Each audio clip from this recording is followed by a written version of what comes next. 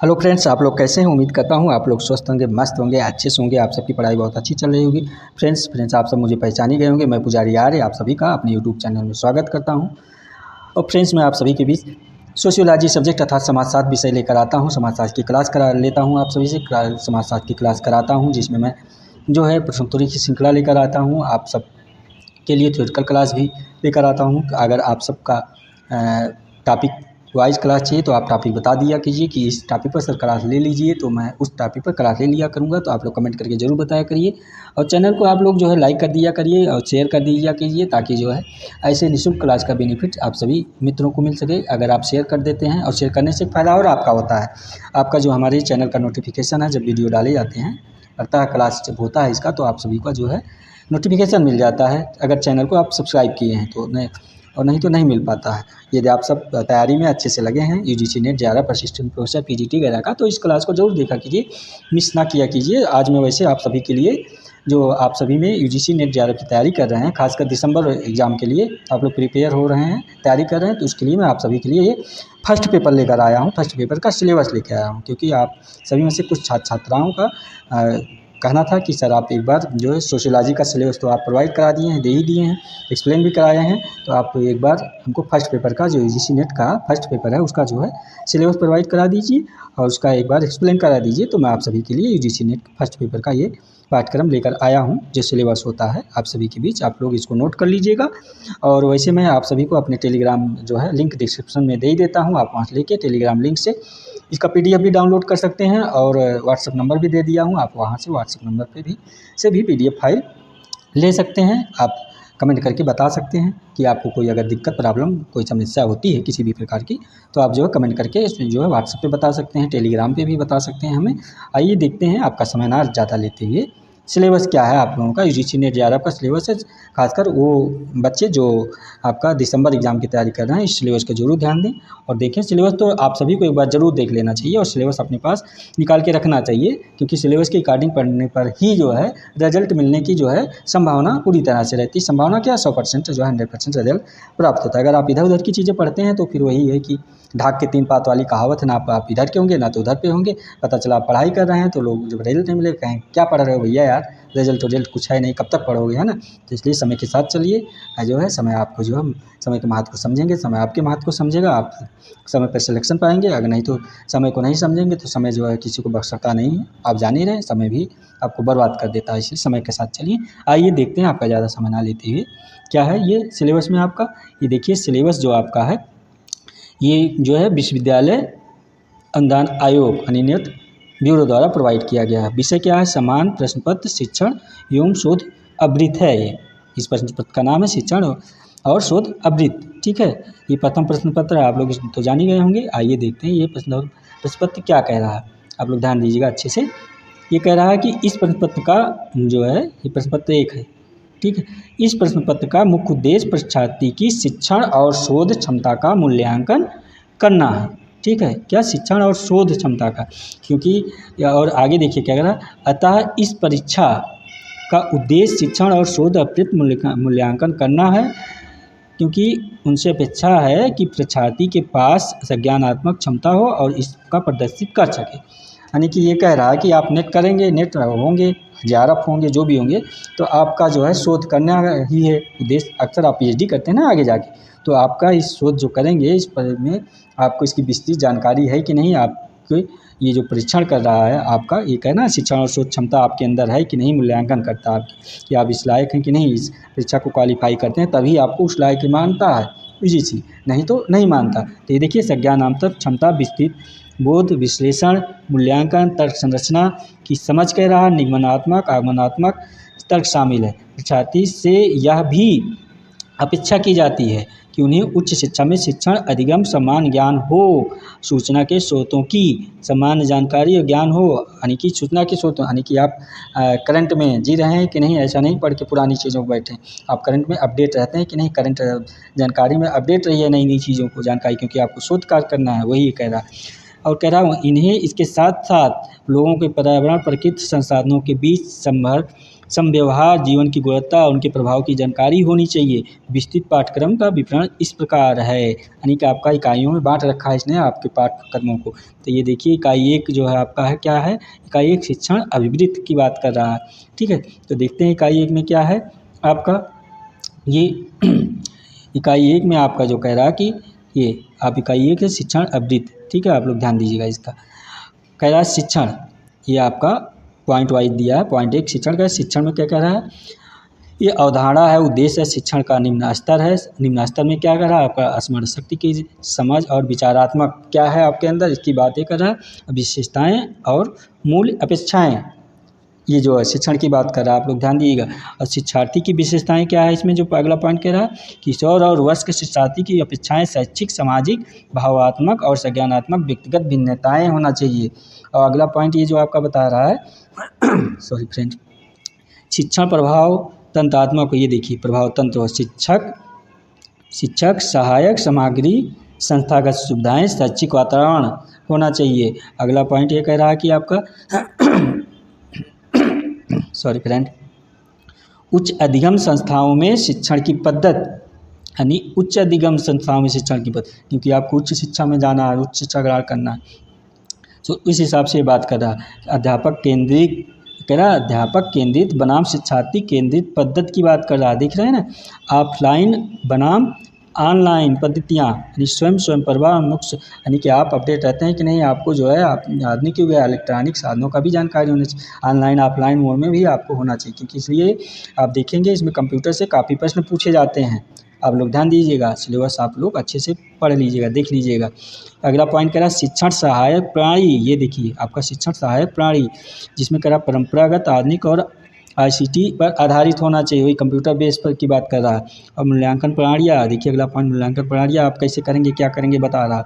तो मूल्यांकन के तत्व और प्रकार बता रहा। उच्च शिक्षा में विकल्प आधारित क्रेडिट प्रणाली में मूल्यांकन, कंप्यूटर आधारित परीक्षा, मूल्यांकन पद्धतियों, नवाचार की गहरा की आपकी जानकारी पूरी ये होनी चाहिए, ये कह रहा। ठीक है, ये पॉइंट वाइज है आपका। जो ये अगली इकाई क्या है, इकाई 2 दिया है जो, अब ध्यान दीजिए इकाई 2 कह रहा है, ये इकाई 2।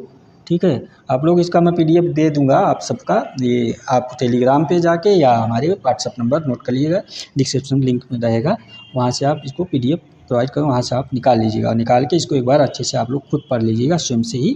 तो ये देखिए इकाई 2 जो है आपका शोध प्रवृत्तियों से है, इकाई 2। ठीक है, जो आप शोध कार्य करेंगे। इकाई शोध में क्या है, कह रहा शोध में ये पॉइंट वाइज देखिए। पॉइंट 1 कह रहा है शोध में क्या पूछेगा, अर्थ, प्रकार और विशेषताएं हैं। प्रत्यक्षवाद एवं उत्तर है, प्रत्यक्षवाद शोध के उपागम के बारे में बात कर रहा है। आपका अगला पॉइंट कह रहा है शोध पद्धतियों में क्या पूछेगा, प्रयोगात्मक, विवरणात्मक, ऐतिहासिक, गुणात्मक, मात्रात्मक। और शोध के चरण अगला क्या, अगला पॉइंट। और फिर कह रहा है शोध प्रबंध में आलेख है, यानी फॉर्मेट और संदर्भ की शैली की बात ये कर रहा है, ये ध्यान दीजिएगा पॉइंट। अगला शोध में ICT का अनुप्रयोग, कंप्यूटर आप में शोध में नैतिकता की भी बात कर रहा है। ये आप लोग इकाई 2 था। इकाई 3 क्या कह रहा है, ये इकाई 3 आपका ये बोध में पूछ रहा है। ये देखिए इकाई 3 आपकी हो गई, ये बोध गम्यात्मक पे है कि एक गद्यांश दिया जाएगा, उस गद्यांश से पूछे गए प्रश्नों का उत्तर दिया जाएगा। गद्यांश के बारे में आप जान नहीं रहे हैं, आप पठनीय रहेगा, इसमें जो आपको पूछेगा एक पैराग्राफ दे देता है, आप उस पैराग्राफ को पढ़ेंगे, इसमें से 4-6 क्वेश्चन दिया रहेगा, 5 क्वेश्चन 6 क्वेश्चन जो भी दिया रहेगा, 4 क्वेश्चन, उसका आंसर इस गद्यांश से ही आपको देना रहेगा। ठीक है, आप जान ही गए होंगे, इसका समझ गए होंगे अच्छे से मेरे ख्याल से। इकाई अगली इकाई क्या है, इकाई 4 है, ये संप्रेषण की बात करता है। इकाई 4 आप ध्यान दीजिए, संप्रेषण इकाई 4। ये संप्रेषण में क्या है आपका पॉइंट देखिए। पॉइंट 1 क्या है, संप्रेषण, संप्रेषण का अर्थ, प्रकार और अभिलक्षण की बात कर रहा है। और प्रभावी संप्रेषण क्या होता है ये पूछ रहा है। वांछित गैर, और वाचिक गैर मतलब बोलचाल जो होता है, और वाचक अंतः संस्कृत और सामूहिक संप्रेषण। कक्षा संप्रेषण की, कक्षा में प्रभावी संप्रेषण बातचीत करने का दिया जाता है, और तरीके की बात कर रहा है, कैसे आप जो अध्ययन काल में जो करते हैं। तो अब अगला पॉइंट कह रहा है प्रभावी संप्रेषण की बाधाएं, मतलब प्रभावी संप्रेषण में क्या बाधाएं, क्या दिक्कत आ सकती है उसकी बात कर रहा है। अगला पॉइंट जन मानी मीडिया और समाज की बात कर रहा है, जो आजकल मीडिया और समाज की बातें कर रहा है, जो मीडिया समाज आप देख ही रहे हैं, जो न्यूज़ वगैरह पढ़ते रहते हैं क्या है कैसे। अगला पॉइंट देखिए क्या कह रहा है, अगला इकाई, ये इकाई 5 आपका है, ये 5 नंबर इकाई गणितीय और तर्क अभिवृत्ति की बात कर रहा है, यानी कि आपको सांख्यिकी जोड़ घटाव गुणा भाग आ रहा है कि नहीं, जानकारी है कि नहीं, तर्क है ना, इसकी भी कुछ समझ होनी चाहिए। तो इसकी बात का पॉइंट इसमें क्या दे रखा है, तर्क के प्रकार, यानी तर्क कितने प्रकार का ये पूछेगा, जान ही रहे हैं। आप लोग। और इसमें श्रेणी दिया है, देखिए संख्या श्रेणी, अक्षर श्रृंखला, कूट संबंध, यानी कि आपके जो कोडिंग के बारे में प्रश्न पूछा जाता है, अक्षर श्रृंखला के बारे आगे पीछे आप देखे होंगे। लॉजिक की थोड़ी बहुत पढ़े ही होंगे, ऐसा तो है नहीं आप लोग जो है नहीं जानते होंगे, क्योंकि आप लोग बाकी एग्जाम तो देते ही रहे होंगे। रीजनिंग है तो एक तरह से रीजनिंग है, मैथ का रीजनिंग है। अगली पॉइंट क्या दिया, गणितीय अवृत्त। इसमें क्या गणितीय अवृत्त में क्या है, आपका अंश है, समय है, दूरी है, अनुपात है, समानुपात है, प्रतिशतता यानी जो प्रतिशतता लाभ और हानि का प्रश्न पूछता है, ब्याज और ब्याज और छूट में औसत है ना, चक्रवृद्धि ब्याज वगैरह जो प्रश्न बनते हैं ये पूछता है। अगला इकाई देखिए आपका क्या है, इकाई 6 क्या कह रहा है आपका, इकाई 6 ये देखिए इकाई 6 आप लोग नोट करिए। युक्त युक्त तर्क है, युक्त तर्क है, ये आपका इकाई 6 कह रहा है। तो इसमें क्या कह रहा है, युक्त के ढांचे का बोध, युक्त के रूप जो है निरुपाधिक तर्कवाक्य का ढांचा, अवस्था और आकृति की बात करता है। औपचारिक एवं अनौपचारिक युक्त दोष का बात करता है। औपचारिक और अनौपचारिक आप जाने रहे क्या होता है ना, भाषा का प्रयोग, शब्द और लक्ष्य, अर्थात और विरोध का परंपरागत वर्ग जो है की बात करता है। भाषा गहरा ज्ञान आपको अच्छी है कि नहीं इसकी बात करता है ना। और आपका अगला पॉइंट दे रखा है, ध्यान दीजिए, युक्ति के प्रकार है, जिसमें निगमनात्मक, आगमनात्मक युक्ति, मूल्यांकन और विशिष्टीकरण की बात करता है। अगला पॉइंट निरूपता की बात करता है, ये अनुरूपता की बात करता है। अगला पॉइंट आपका ये हो गया, वेण का आरेख की बात कर रहा है, ठीक है, जिसमें तर्क की वैधता सुनिश्चित करने के लिए वेण आरेख और सरल बहुप्रयोग की बात करता है। अगला पॉइंट ये कह रहा है कि भारतीय तर्कशास्त्र ज्ञान के साधन की बात करता है। अगला पॉइंट नोट करिए, प्रमाण, प्रत्यक्ष, अनुमान, उपमान, शब्द अर्थोत्पत्ति और अनुपलब्धि की बात करता है। अगला पॉइंट कह रहा है अनुमान की संरचना, जिसमें प्रकार, व्याप्ति, हेतुभाव की बात कर रहा है, ठीक है। आप लोग इसको ध्यान दीजिएगा, नोट करके रखिएगा, जो है अच्छे से सिलेबस देख लीजिएगा, ठीक है। ये इकाई 7 आपका क्या कह रहा है, इकाई 7 ये कह रहा है आंकड़ों की व्याख्या, यानी आंकड़ों की व्याख्यात्मक ये जानकारी चाहता है, ना कि तथ्यात्मक, केवल तथ्यात्मक साथ साथ इसको व्याख्यात्मक की आपके अंदर गुण है कि नहीं ये बात कर रहा है। आंकड़ों की यानी व्याख्यात्मक चीज़ को चाहिए, जो आंकड़ों का देखिए पॉइंट दिया है। पॉइंट एक कह रहा है आंकड़ों का स्रोत, प्राप्ति और वर्गीकरण। पॉइंट 2 कह रहा है गुणात्मक और मात्रात्मक आंकड़न। ये पॉइंट 3 कह रहा है चित्रवत वर्णन और बार चार्ट, हिस्टोग्राफ, पाठचाई और रेखा चार्ट और आंकड़ों का मानचित्रण की बात करता है। अगला पॉइंट कहता है आंकड़ों की व्याख्या। अगला पॉइंट कहता है आंकड़े का सुशासन, ठीक है। ये जो बार चार्ट आप जानते हैं, चित्र आलेख के साथ आप पाई चार्ट वगैरह जो बनाते हैं, बना के टेबल चार्ट की जानकारी आपकी होनी चाहिए, क्योंकि आप भाई शोध कार्य करेंगे तो इसमें सब कुछ की आवश्यकता पड़ी। आप शोध करने जाएंगे कहीं बाहर अगर, तो आप जान ही रहे हैं अवलोकन और शोध करेंगे तो इन सब की आवश्यकता पड़ती, तो इसलिए आपका इकाई 7 ये हो गया। अगली इकाई ये क्या कह रहा है, ये इकाई 8 ये क्या कह रहा है, इकाई 8 देखिए, इस सूचना और प्रौद्योगिकी ICT यानी कंप्यूटर सूचना और प्रौद्योगिकी की जानकारी की बात कर रहा है। तो इसमें पॉइंट 1 क्या कर रहा है, ICT समान संक्षिप्तियाँ और शब्दावली की बात कर रहा है, जो कंप्यूटर की कुछ शब्दावलियाँ हैं उसकी जानकारी आपको होना चाहिए।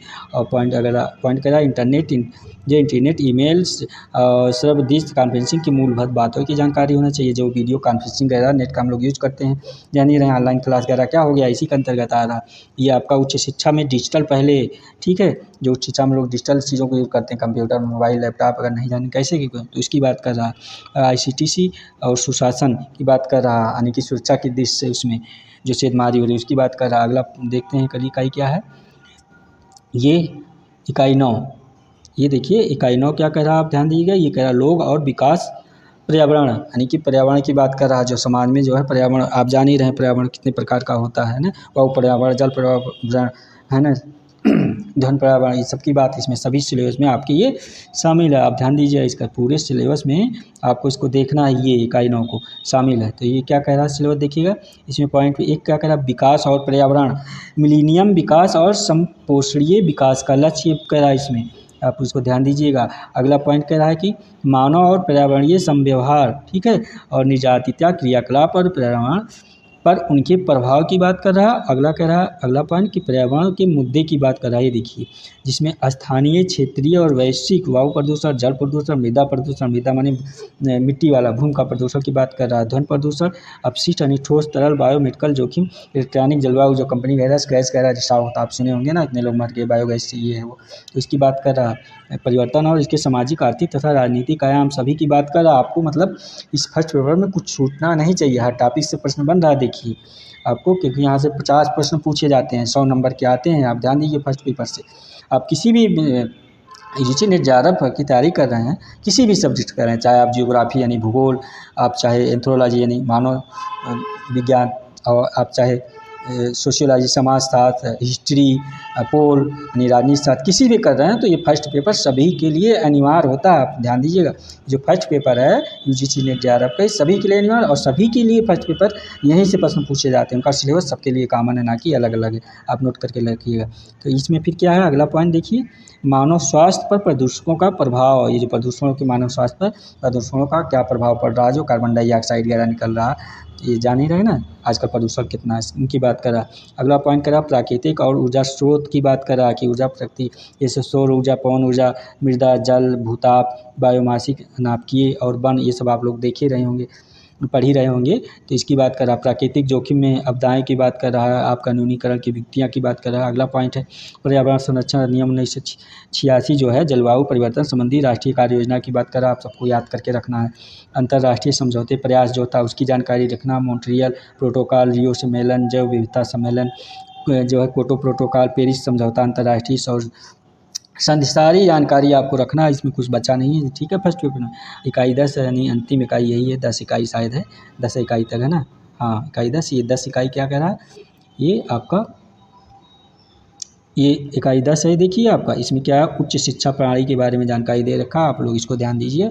तो इसमें उच्च शिक्षा प्रणाली में क्या कह रहा है, ये कह रहा है, ये पॉइंट 1 दिया है कि उच्च अधिगम संस्थाएं और प्राचीन भारत में शिक्षा कैसी क्या व्यवस्था थी, इसकी बात कर रहा है। प्राचीन भारत में शिक्षा प्रणाली के बारे में आपको जानकारी होनी चाहिए। ठीक है, और अगला कह रहा है स्वतंत्रता के बाद भारत में उच्च अधिगम और शोध का उद्भव क्या हुआ, इसकी बात कर रहा है। अगला पॉइंट कह रहा है भारत में प्राच्य, पारंपरिक और गैर पारंपरिक अधिगम कार्यक्रम की बात कर रहा है, जानकारी आपको होनी चाहिए। अगली पॉइंट कर रहा है व्यावसायिक, तकनीकी और कौशल आधारित शिक्षा की बात कर रहा है। अगला पॉइंट कह रहा है मूल्य शिक्षा और पर्यावरण शिक्षा। अगली पॉइंट कह रहा है नीतियाँ, सुशासन, राजनीतिक और प्रशासन की बात कर रहा है। ये सारी चीज़ें आपको जानकारी होनी चाहिए।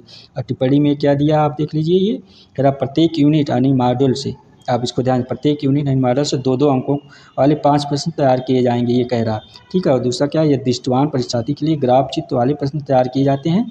तो दृष्टिबाधित परीक्षार्थियों के लिए जो उनके आंकड़ों के प्रश्नों को अवतरण दिए, ये दृष्टिबाधितों के लिए बात कर रहा, ना कि आप लोगों को। जो दृष्टिबाधित है वो अपने हिसाब से इसको देखेंगे। ठीक है, आइए देखते हैं आगे। ये देखिए यूजीसी नेट फर्स्ट पैटर्न दिया है, ये जो है क्या दिया है, जो पैटर्न है ये, अरे आप नीचे आइए भाई थोड़ा सा।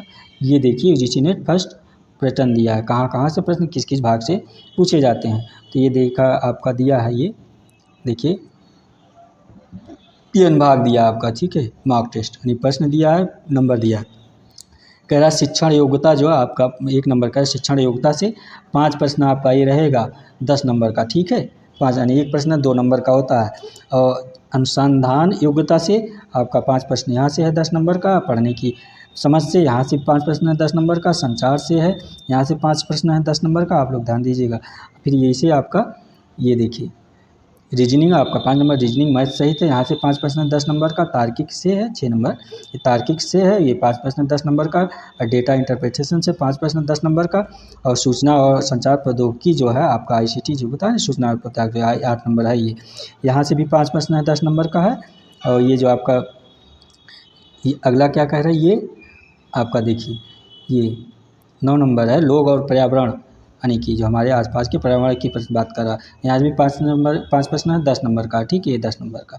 ये आपका 10वां है, ये उच्च शिक्षा प्रणाली, शासन और राजनीतिक प्रशासन से है, 5 प्रश्न यहाँ से भी है और ये 10 नंबर का है। ठीक है, तो टोटल आपका ये हो जाएगा, आप ध्यान दीजिएगा, ये टोटल 50 प्रश्न है ये आपका, है ना। और 100 नंबर का है, ये टोटल 50 प्रश्न 100 नंबर का है, आप लोग ध्यान दीजिएगा, ये 100 नंबर का।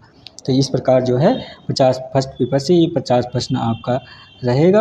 और 50 प्रश्न और कितने नंबर का रहेगा, 100 नंबर का रहेगा।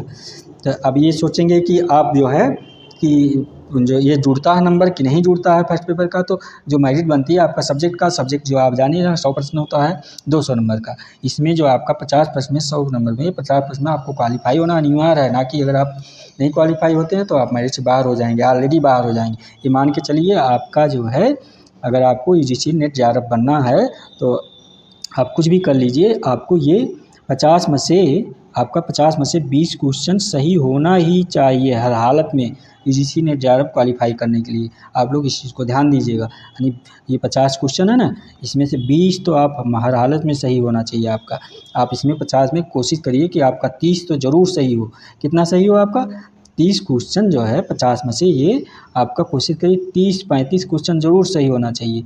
30-35 ना 35 सही, 30 तो ज़रूर अनिवार्य रूप से सही हो, तो आपको जेआरएफ मिलने का चांसेस बनता है। नहीं तो फिर आप नेट हो सकते हैं रोग आके किसी तरह, फिर मुश्किल है उसके आगे। ठीक है, तो ये आज आपका जो है मैं फर्स्ट पेपर का सिलेबस था, आपका पाठ्यक्रम था, आप लोग जो है देख ही लिए अच्छे से। इसको आप लोग देख लीजिएगा इस क्लास को और नोट कर लीजिएगा। और अगर आपको पीडीएफ चाहिए इसका तो आप टेलीग्राम लिंक पर जाइएगा, मेरे जो है मैंने दे दिया है, डिस्क्रिप्शन में जाके देख लीजिएगा। टेलीग्राम लिंक है ऑफिशियल पुजारी, और व्हाट्सअप नंबर आप देख लीजिएगा, टेलीग्राम डिस्क्रिप्शन में जाकर वहाँ मिल जाएगा, वहाँ से भी आपको पीडीएफ प्रोवाइड करा दूँगा। आप सभी का बहुत बहुत धन्यवाद, थैंक यू वेरी मच आप सभी।